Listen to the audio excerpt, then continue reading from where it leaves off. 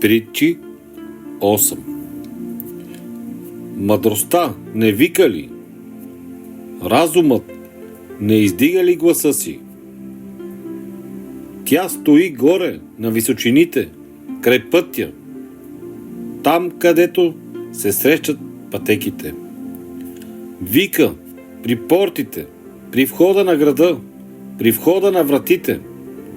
Към вас, мъже, викам, и гласът ми е към човешките синове. Вие, прости, разберете благоразумие, и вие безумни, придобийте разумно сърце. Послушайте, защото ще говоря превъзходни неща и ще отворя устите си за правда.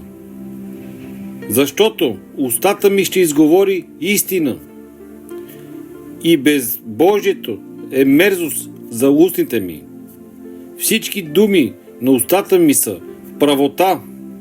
В тях няма нищо лукаво или криво. Те всички са ясни за разумния човек и прави за тези, които намират знание. Приемете поучението ми, а не сребро, и по-добре знание, отколкото отбрано злато. Защото мъдростта е по-добре от скъпоценни камъни и всичко, което човек би пожелал, не се сравнява с нея.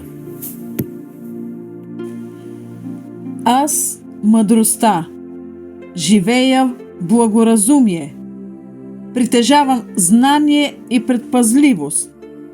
Страх от Господа е да се мрази злото. Аз мразя гордост и високоумие, лош път и покварени уста. У мене е светът и здравомислието. Аз съм разум, у мене е силата. Чрез мене царете царуват и управниците узаконяват правда. Чрез мене князете властват, също и големците и всички земни съдии. Аз любя онези, които ме любят, и онези, които ме търсят ревностно, ще ме намерят. Богатството и славата са с мене. Да, трайният имот и правдата.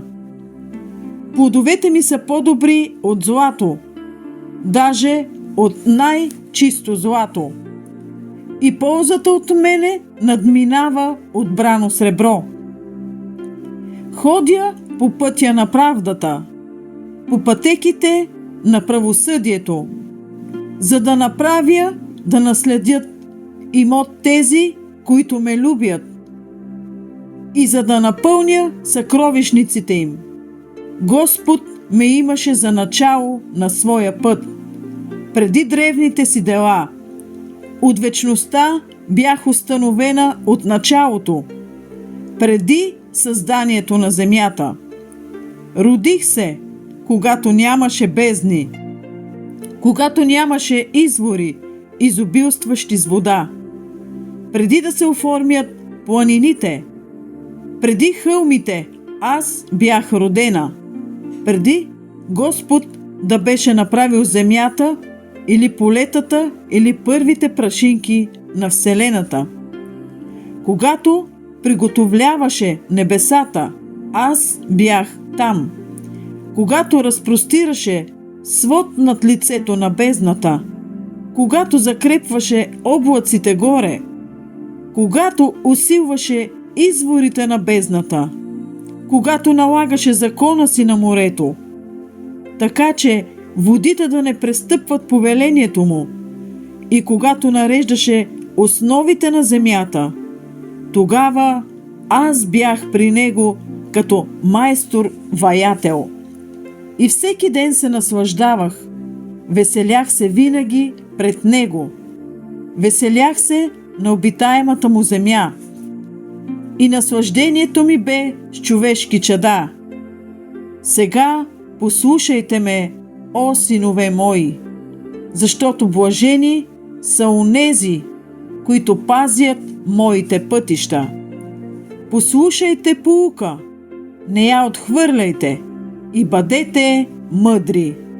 Блажен онзи човек, който ме слуша, като бди всеки ден при моите порти и чака при стълбовете на вратата ми, защото който ме намери, намира живот и придобива благоволение от Господа, а който ме пропуска, онеправдава своята си душа.